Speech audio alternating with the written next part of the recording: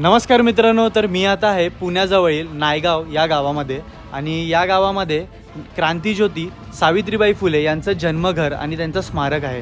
तर आता आपण त्यांच्या वाड्याला, म्हणजेच हे तुम्ही माझ्या जे मागे बघताय तर त्यांच्या वाड्याला आता आतून आपण भेट देऊया. त्या काळचं घर कसं होतं आणि थोडासा त्यांच्याबद्दलचा इतिहास जाणून घेऊया.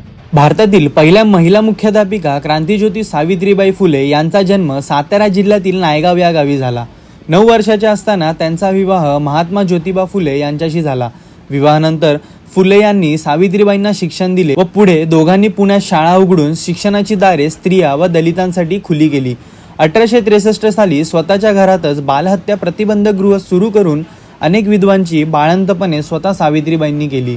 सत्यशोधक समाजाची स्थापना, बहुजनांचे शिक्षण, जातीयता निर्मूलन, सत्यशोधक विवाह इत्यादी चळवळीत त्यांनी महात्मा ज्योतिबाराव फुले यांच्यासोबत बरोबरीने कार्य केले. जेव्हा महात्मा फुले यांचे निधन झाले त्यावेळी क्रांती